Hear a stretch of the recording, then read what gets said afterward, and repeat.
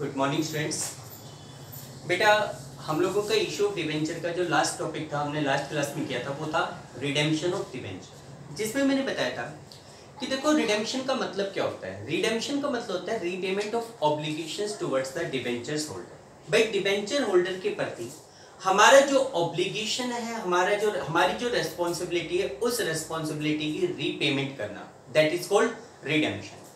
कोई भी company market में जब डिवेंचर इशू करती है, उसी समय डिवेंचर होल्डर को ये बताया जाता है कि भाई आज से कितने साल के बाद और किस कंडीशंस के अकॉर्डिंग हम आपको आपका पैसा रिटर्न करेंगे। और जब कंपनी के द्वारा डिवेंचर होल्डर को उनका पैसा रिटर्न किया जाता है तो that is called redemption of debenture. Normally कोई भी कंपनी इशू करते समय ही डिवेंचर होल्डर को रिडेम्पशन की डेट और रिडेम्पशन की कंडीशन बता के चलती है। मैंने आपको बताया था कि कंपनी मार्केट में डिवेंचर इशू 3 प्रकार से करती है और रिडेम्पशन 2 प्रकार से करती है। आप लोगों को पता है कि मार्केट में कंपनी के द्वारा अपने जो डिवेंचर्स इशू किए जाते हैं वो 3 प्रकार से होते हैं। कैसे? एट पार, एट प्रीमियम और एट डिस्काउंट। कोई भी कंपनी मार्केट में 3 प्रकार से डिवेंचर इशू करती है, एट पार, एट प्रीमियम और एट डिस्काउंट। और इनका रिडेम्पशन 2 प्रकार से होता है। डिवेंचर का रिडेम्पशन 2 प्रकार से होता है। पहला होता है एट पार और दूसरा होता है एट प्रीमियम। तो जैसे मैंने बताया कि इशू करते समय ही कंपनी ये बताएगी कि फ्यूचर में कब रिडेम्पशन होगा और कैसे रिडेम्पशन होगा। तो अगर हम इशू और रिडेम्पशन दोनों केसेस को एक साथ लेके चले तो total there will be 6 combination, total 6 combination बनेंगे। कौन कौन से?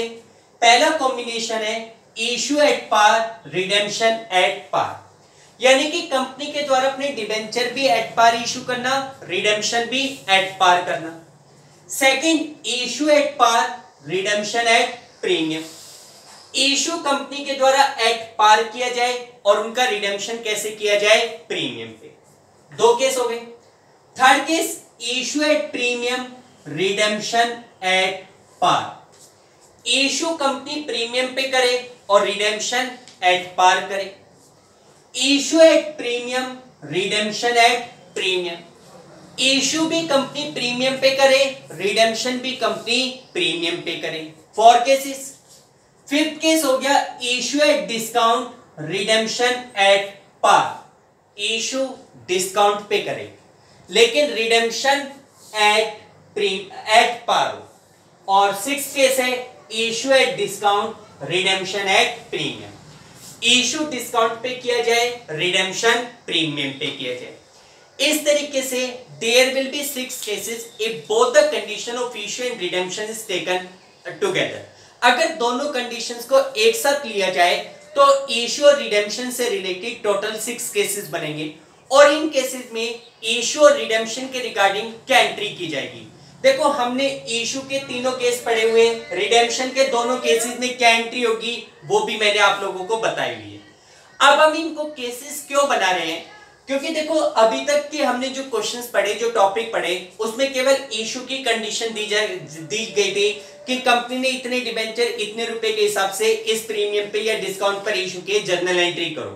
केवल इशू की कंडीशन दी गई थी। लेकिन ध्यान रखना, कोई भी कंपनी जब अपनी डिबेंचर इशू करती है तो रिडेम्पशन की कंडीशन का इशू के ऊपर इफेक्ट पड़ता है, और स्पेशली तब इफेक्ट पड़ता है जब कंपनी के द्वारा अपने डिबेंचर्स को प्रीमियम पर इशू किया जाए, प्रीमियम पे रिडीम किया जाए। कारण मैं बताता हूं। देखो अगर कंपनी अपने debenture issue at par, premium, discount और रिडेम्पशन एट पार करे तो कंपनी को कोई दिक्कत नहीं होती इशू करते समय। लेकिन जब कंपनी के द्वारा अपने डिबेंचर्स को प्रीमियम पे रिडीम करने का डिसीजन लिया जाता है, जब कोई कंपनी ये कहती है कि भाई आज मैंने अपने डिबेंचर कैसे भी इशू किए हो, लेकिन फ्यूचर में जब हम इनका रिडेम्पशन करेंगे तो 100 रुपीज का डिबेंचर है और इसको फ्यूचर में 110 के ऊपर रिडीम करेंगे, ठीक है। यानी कि फ्यूचर में डिबेंचर होल्डर को 10 रुपए ज्यादा दिए जाएंगे एज ए प्रीमियम। अब देखो इस कंडीशंस का इशू के टाइम इफेक्ट पड़ेगा। क्यों पड़ेगा और क्या इफेक्ट पड़ेगा?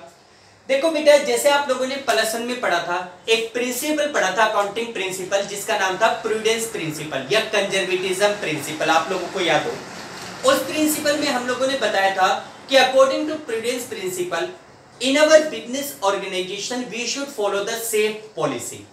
If any profit is expected in future, ignore that, but if any loss is expected in the future we should make the provision regarding to that in present. भाई अगर आपको लगता है कि फ्यूचर में किसी भी प्रकार का कोई लॉस होने वाला है, तो उस लॉस के लिए प्रेजेंट में तैयारी करना स्टार्ट कर दो। प्रेजेंट में आप उस चीज के लिए तैयार रहिए।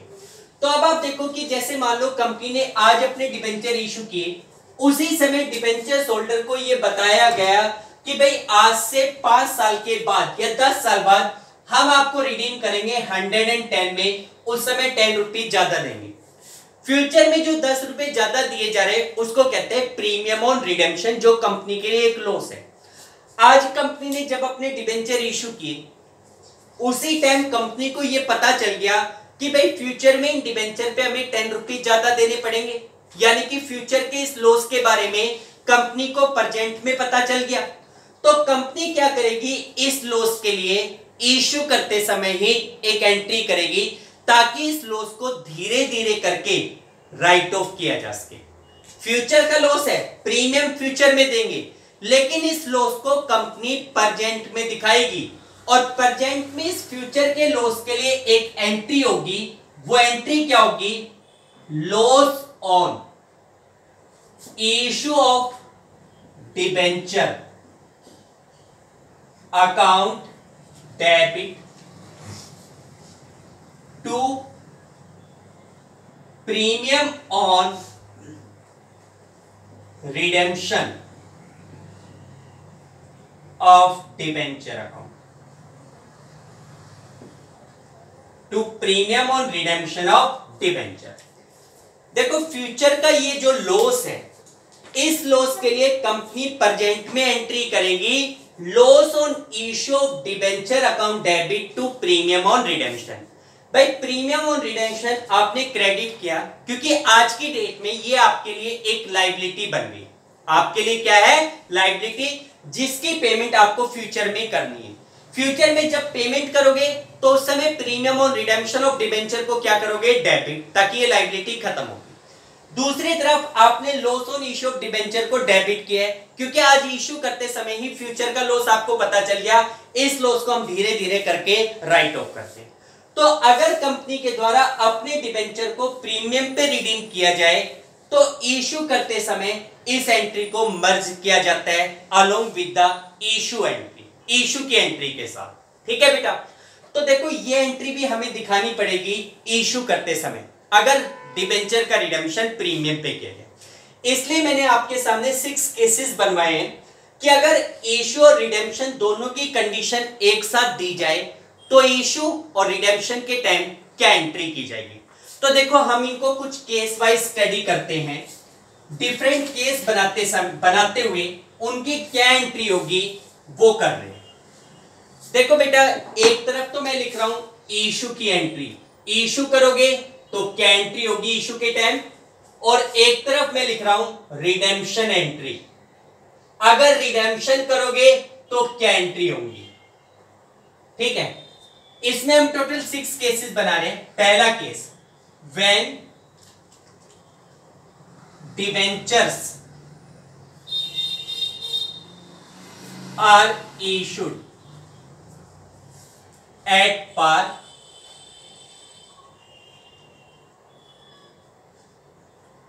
Redeem at par. अगर कंपनी के द्वारा अपने डिबेंचर को एट पार इशू किया जाए और एट पार ही उनका रिडेम्पशन किया जाए। पहला केस बनाया हमने, इशू भी एट पार है, रिडेम्पशन भी एट पार है। मान लो किसी कंपनी का एक डिबेंचर 100 रुपीज का है, कंपनी ने 100 रुपीज का डिबेंचर 100 में इशू किया और 100 रुपीज के हिसाब से ही उनका रिडेम्पशन होगा। तो इसका मतलब फ्यूचर में कोई लॉस नहीं है, फ्यूचर में भी 100 रुपए का रिडेम्पशन किया जाएगा। तो इशू करते समय एंट्री क्या बनेगी, हम मान के चल रहे हैं कि सारा पैसा सिंगल कॉल में मंगवाया जा रहा है, तो देखो बेटा मोस्ट इंपॉर्टेंट टॉपिक है, 99% एग्जाम में इसी टॉपिक के क्वेश्चंस पूछे जाते हैं। हालांकि मैं ये नहीं कह रहा कि सिर्फ ये टॉपिक इंपॉर्टेंट है, चैप्टर का हर टॉपिक इंपॉर्टेंट है, but this is the most important topic. देखो इश्यू करते समय क्या एंट्री बनेगी? पहली एंट्री, एप्लीकेशन पैसा रिसीव होता है, bank account debit to debenture application and allotment account. पहली एंट्री हो गई bank account debit to debenture application and allotment account, application money receive. फिर इस पैसे को ट्रांसफर करोगे तो दूसरी एंट्री क्या होगी? Debenture application and allotment account debit to debenture account, debenture application and allotment account debit to debenture account, application money transfer. ये तो गई इशू करते समय एंट्री 100 रुपीज के हिसाब से, ठीक है, यहां पे भी 100, यहां पे भी 100। अच्छा, जब आप इन डिबेंचर को रिडीम करोगे फ्यूचर में, तो उस समय क्या एंट्री होगी? रिडेम्पशन के समय, रिडेम्पशन के समय सबसे पहले तो डिबेंचर होल्डर की तरफ पैसा ड्यू करो, तो रिडेम्पशन के समय एंट्री होगी debenture account debit, debenture account debit to debenture holder account. पहली एंट्री होगी debenture account debit to debenture holder account, amount due to debenture holder. भाई डिबेंचर का पैसा डिबेंचर होल्डर की तरफ ड्यू किया गया, और ड्यू होने के बाद आप उसकी पेमेंट करोगे, तो पेमेंट की एंट्री क्या होगी? Debenture holder account debit to bank account, payment made to debenture holder, debenture holder को पेमेंट की गई। ठीक है भाई, कितने रुपए ड्यू किए गए? 100 रुपीज डिबेंचर होल्डर की तरफ ड्यू किए गए, पेमेंट भी कितने की गई है? 100 रुपीज के हिसाब से। ठीक है, ये पहला केस बनता है जब इशू भी एट पार हो, रिडेम्पशन भी एट पार हो। इसका इशू रिडेम्पशन पे कोई इफेक्ट नहीं पड़ रहा, नॉर्मल हमने इशू रिडेम्पशन की जो एंट्रीज पढ़ी है वो की वो एंट्री है। सेकंड केस है issue at discount, redemption at par, redemption at par. अगर 100 रुपीज का डिबेंचर 95 में तो इशू करें, लेकिन रिडेम्पशन कितने में है? 100 रुपीज में। डिबेंचर का फेस प्राइस है 100 रुपीज, 95 में आपने उसको इशू किया और रिडेम्पशन कितने में करोगे? 100 में। तो अब ये नहीं कि फ्यूचर में कोई लॉस है, लॉस प्रेजेंट में है। भाई 5 रुपए का डिस्काउंट इशू करते समय दे रहे हो, ठीक है, तो नॉर्मल एंट्री होगी, पहले आपको एप्लीकेशन का पैसा रिसीव होगा, क्या एंट्री होगी? Bank account debit to debenture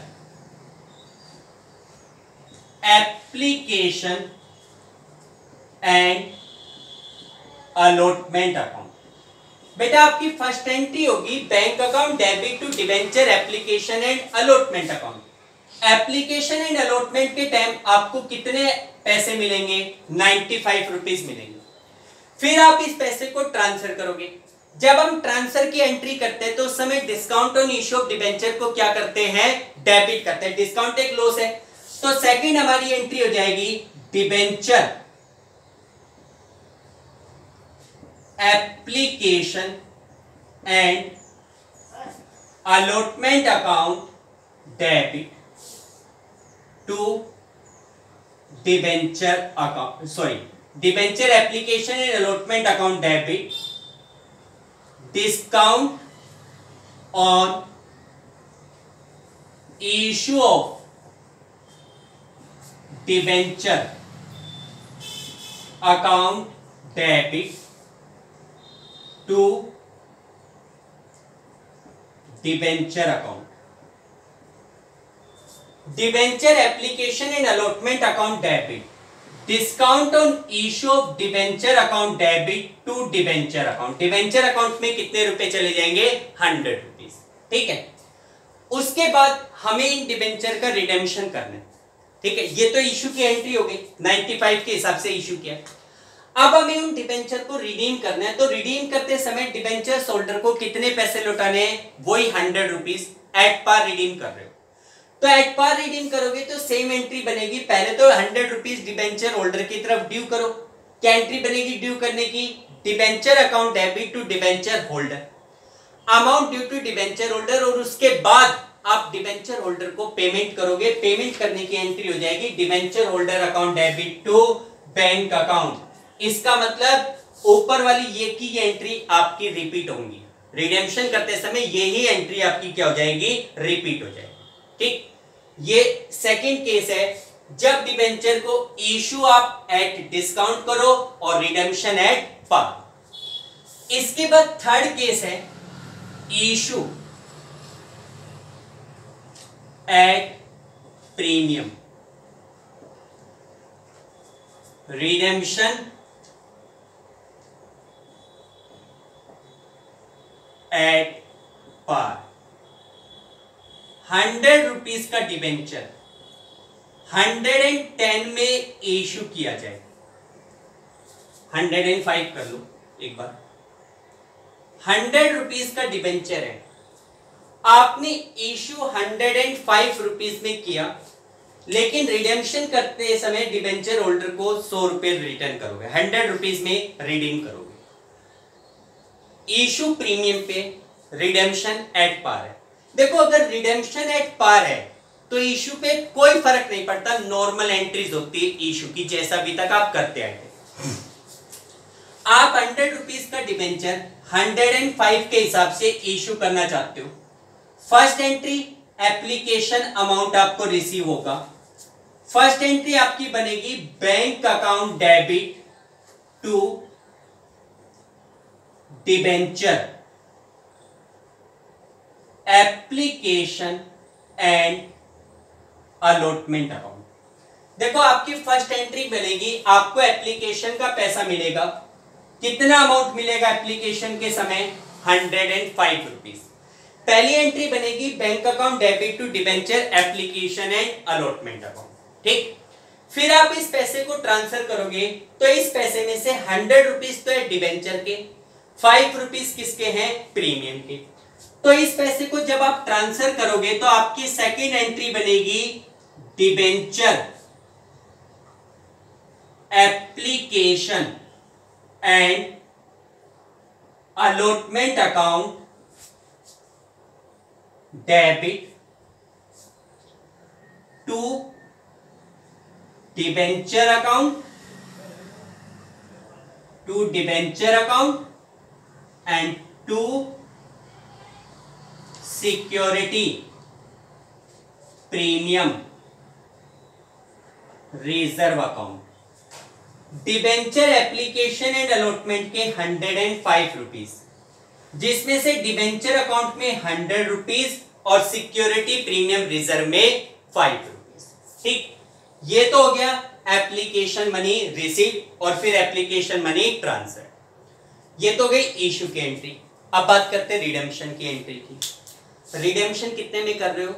100 rupees में। इशू बेशक से 105 में किया, लेकिन डिबेंचर का ओरिजिनल प्राइस 100 रुपीज था और रिडेम्पशन भी कितने में कर रहे हो? 100 रुपीज में रिडेम्पशन कर रहे हो। तो नॉर्मल एंट्री होगी, पहले तो डिबेंचर होल्डर की तरफ पैसा ड्यू करो, debenture account debit to debenture holder, और फिर डिबेंचर होल्डर को पेमेंट कर दो, debenture holder account debit to bank account. इसका मतलब सेम एंट्री आपकी रिपीट हो जाएगी, सेम एंट्रीज आपकी रिपीट होगी रिडेम्पशन के समय। ये स्टार्टिंग के 3 केसेस हैं in which redemption is at par, जहां पे रिडेम्पशन आपका एट पार। ठीक, इसके बाद फोर्थ केस। अब हमारा जो फोर्थ केस है यहां से थोड़ा ध्यान से समझना है।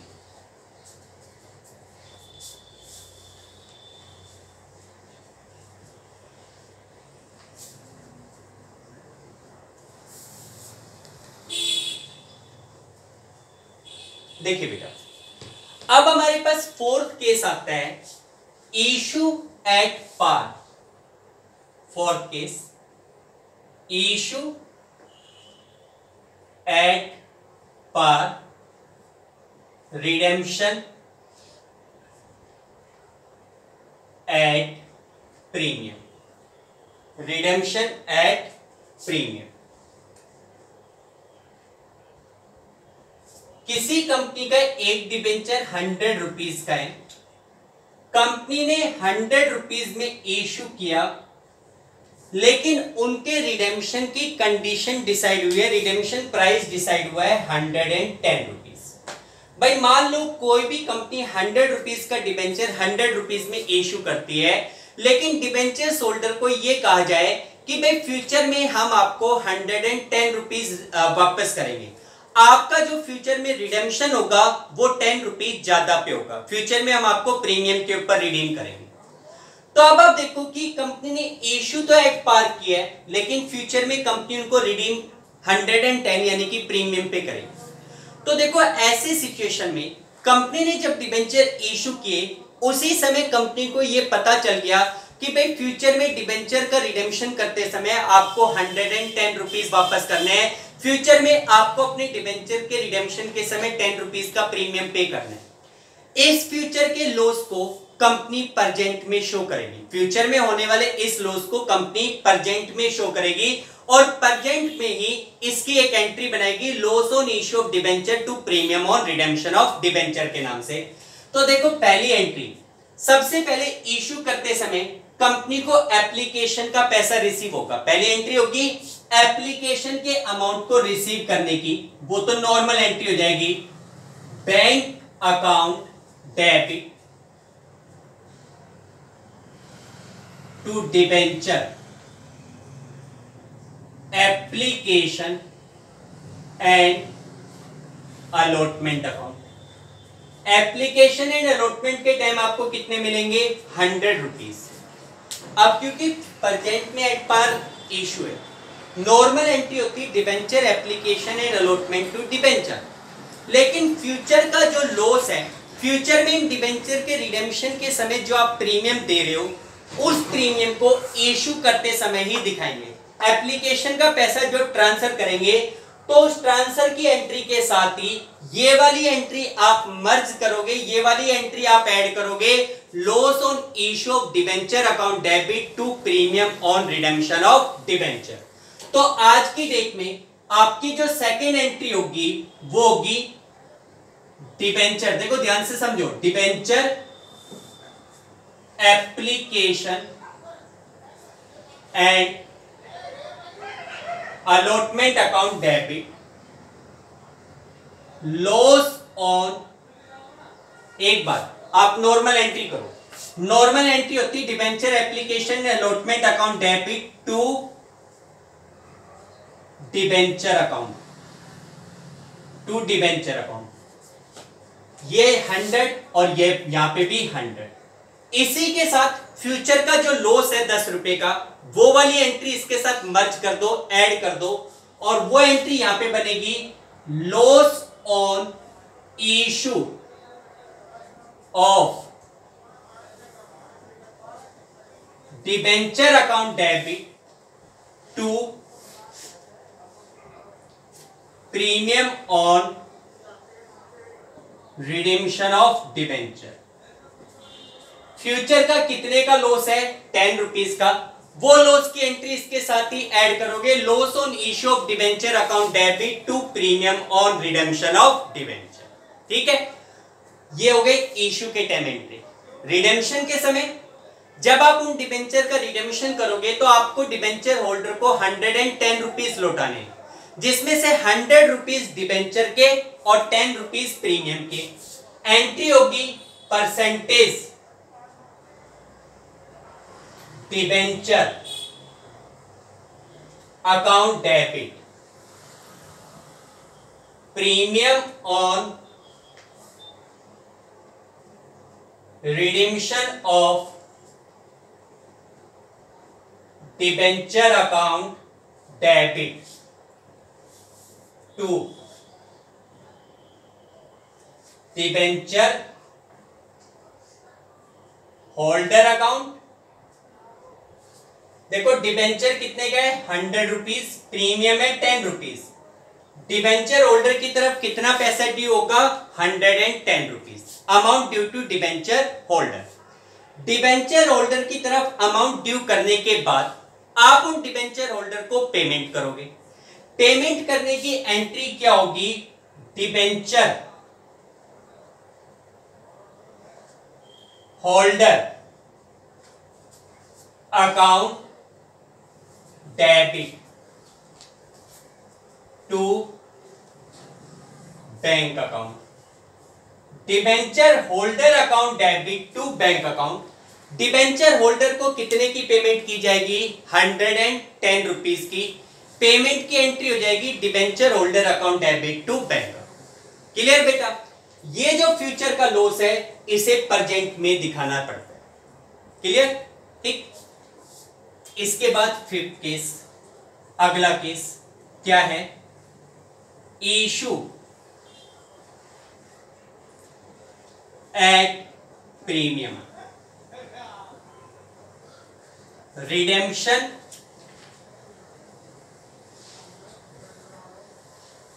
Eight premium. Issue at premium, redemption at premium.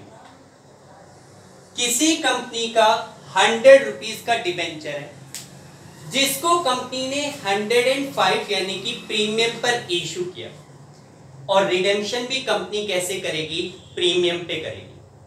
अब इसमें ये नहीं कि भाई इशू करते समय 5 रुपीज का प्रॉफिट हो गया, रिडेम्पशन करते समय 10 रुपीज का लॉस है, तो नेट लॉस 5 रुपीज का नहीं। आपने इशू प्रीमियम पे किया क्योंकि कंपनी की रेपुटेशन अच्छी थी। आप रिडेम्पशन प्रीमियम पे इसलिए करना चाहते हो कि आप डिबेंचर होल्डर से पैसा लेना चाहते हो, उनको खुश रखना चाहते हो। तो दोनों मैटर अलग अलग है। पहले आप 100 रुपीज का डिबेंचर 105 रुपीज में इशू कर रहे हो, यानी कि प्रीमियम पर इशू कर रहे हो। तो सबसे पहले कंपनी के द्वारा अपने डिबेंचर को 105 रुपीज में इशू करने की एंट्री करो, लेकिन साथ के साथ में फ्यूचर में जो 10 रुपए का लॉस होने जा रहा है उस लॉस को भी आपको साथ में दिखाना पड़ेगा। तो आपकी फर्स्ट एंट्री क्या बनेगी, बैंक। पहली एंट्री एप्लीकेशन का पैसा रिसीव करोगे, तो फर्स्ट एंट्री बनेगी bank account debit to debenture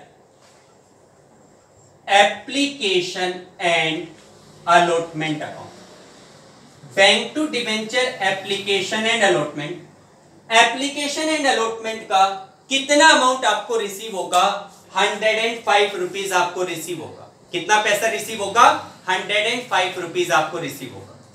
फिर आप इस पैसे को ट्रांसफर करोगे। देखो नॉर्मल अगर फ्यूचर का प्रीमियम नहीं है मान लो, तो नॉर्मली आपकी एंट्री क्या होगी, debenture application and allotment account debit to debenture to security premium reserve. लेकिन साथ के साथ फ्यूचर का लॉस है उसको भी दिखाना है, जिसकी एंट्री मैंने बता रखी है क्या है, loss on issue of debenture account debit to premium on redemption. वो की वो एंट्री मर्ज कर दो, ऐड कर दो। देखो नॉर्मल एंट्री क्या होगी भाई, अगर फ्यूचर का प्रीमियम नहीं होता तो आपकी यहां पे एंट्री क्या बनती, debenture application and allotment account debit to debenture account और to security premium reserve account. भाई डिबेंचर एप्लीकेशन एंड अलॉटमेंट के 105, जिसमें से डिबेंचर अकाउंट में 100 रुपीज और सिक्योरिटी प्रीमियम रिजर्व में 5 रुपीज, यही बात है। लेकिन साथ में फ्यूचर में लॉस है, उसको भी प्रेजेंट में दिखाना पड़ेगा। उसकी एंट्री क्या बनती है, loss on issue of debenture to premium on redemption. यहीं पर इसके साथ ऐड कर दो, loss on issue of debenture account debit to premium on redemption of debenture, to premium on redemption of debenture account. Future का loss है 10 rupees, तो उसके लिए loss on issue of debenture to premium on redemption of debenture. Clear बेटा?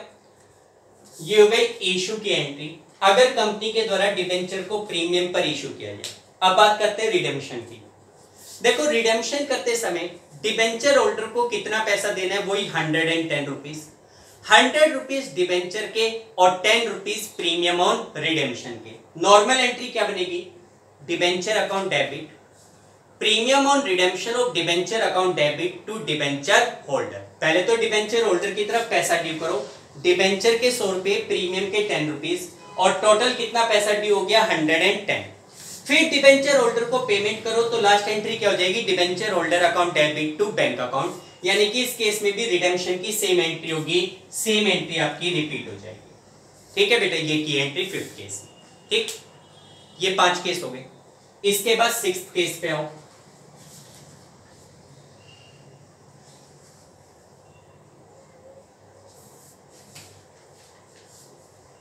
देखो 6th case बच गया, that is issue at discount redemption at premium. Issue at discount redemption at premium. Company का 100 rupees का debenture था, company ने उस debenture को 95 रुपीज में इशू किया। लेकिन जब इशू किया तो डिबेंचर होल्डर को यह बताया गया कि फ्यूचर में हम आपका रिडेम्पशन 110 पे करेंगे। ठीक है, तो सबसे पहले कंपनी अपने डिबेंचर को 95 रुपीज के हिसाब से इशू करेगी, रिडेम्पशन 110 रुपीज के हिसाब से करेगी। तो सबसे पहले 95 के हिसाब से इशू करो। इशू करोगे, एप्लीकेशन का पैसा मिलेगा। फर्स्ट एंट्री क्या होगी? Bank account debit to debenture application and allotment account. Bank account debit to debenture application and allotment account. कितना पैसा? 95। ठीक है, सबसे पहले एप्लीकेशन मनी रिसीव हो गई। अब हम इस पैसे को ट्रांसफर करेंगे। देखो हमें पता है अगर फ्यूचर का लॉस नहीं होता, ये फ्यूचर के रिडेम्पशन की कंडीशन नहीं होती, तो नॉर्मल एंट्री क्या बनती भाई? नॉर्मली हम एंट्री कर देते debenture application and allotment account debit, discount on issue of debenture account debit to debenture, यही बात है। लेकिन फ्यूचर में आपको पता है 110 रुपीज पे रिडेम्पशन करना है, यानी कि फ्यूचर में 10 रुपए ज्यादा देने, उस लॉस को भी इसी के साथ मर्ज करो, तो एंट्री हो जाएगी loss on issue of debenture to premium. अब आप देखो कि यहां पे दो प्रकार की कैपिटल लॉस, एक बार मैं नॉर्मल लिख रहा हूं। देखो नॉर्मली इस पैसे को ट्रांसफर करते आपकी एंट्री होती debenture application and allotment debit discount on debenture debit to debenture, ये एंट्री होती। फ्यूचर का जो प्रीमियम है उसके लिए एंट्री क्या है? प्रेजेंट में loss on issue of debenture to premium on redemption, तो loss on issue of debenture debit होगा loss on issue of debenture debit to premium on redemption, ये वाली एंट्री बननी चाहिए। लेकिन देखो ये एंट्री बिल्कुल करेक्ट है, कोई गलत नहीं है, लेकिन दो प्रकार के लॉस है, एक तो डिस्काउंट और एक फ्यूचर का लॉस, दोनों के दोनों कैपिटल लॉस है। अगर आपने ये दो अलग अलग अकाउंट ओपन किए तो फ्यूचर में जब आप इनको राइट ऑफ करोगे, फ्यूचर में इनका राइट ऑफ करने का अकाउंट बनाओगे, तो वहां पे भी दो अलग अलग अकाउंट बनाने पड़ेंगे। इसलिए इस केस में स्पेशल ध्यान रखना, अगर इशू करते समय डिस्काउंट है और फ्यूचर में रिडेम्पशन करते समय प्रीमियम है, तो इन दोनों को अलग अलग नामों से ना दिखाओ। इन दोनों प्रकार के लॉस को 5 का डिस्काउंट और 10 का प्रीमियम, टोटल 15 रुपए का 15 रुपीज का लॉस है, इन दोनों को एक ही नाम से दिखा दो, loss on issue of debenture के नाम से। यहां पे जो एंट्री बनेगी वो थोड़ी सी चेंज होकर बनेगी, थोड़ा सा ध्यान रखना है उसमें। क्या एंट्री बनेगी? Debenture application and allotment account debit, loss on issue of debenture account debit to debenture account and to premium on redemption of debenture, to premium on redemption of debenture account. ठीक है, debenture application and allotment कितने का था 95, loss total कितने का हो गया भाई, टोटल लॉस आपके पास 15 रुपीज का है, 5 का डिस्काउंट और 10 का प्रीमियम, दोनों को एक ही नाम से दिखा दिया, loss on issue of debenture के नाम से। डिबेंचर कितने का है 100 रुपीज का और प्रीमियम और रिडेम्पशन कितने का है 10 रुपीज का। सिर्फ मैंने एक छोटा सा फर्क किया है, डिस्काउंट और लॉस जो दोनों डेबिट होने थे उन दोनों को एक ही नाम से डेबिट कर दिया, loss on issue of debenture के नाम से। क्लियर? ठीक।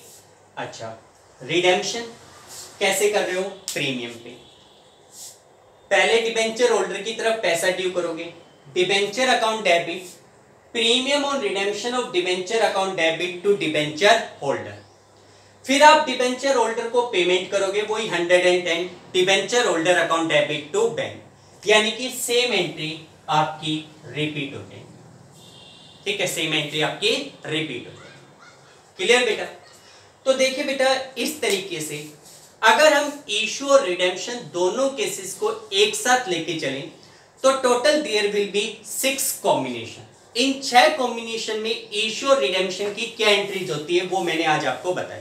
ठीक है, अब देखो एग्जाम में क्या होता है कि आपसे जो क्वेश्चंस पूछे जाएंगे वो केवल इश्यू के क्वेश्चंस पूछे जाएंगे, रिडेम्पशन के केस नहीं पूछे जाते। हालांकि रिडेम्पशन का इश्यू पे इफेक्ट पड़ेगा, आपको कंडीशन दी जाएगी कि भाई इस केस में इश्यू की एंट्री बताओ, इस केस में क्या एंट्री बनेगी। ठीक है, इस तरीके के क्वेश्चंस आपको मिलेंगे।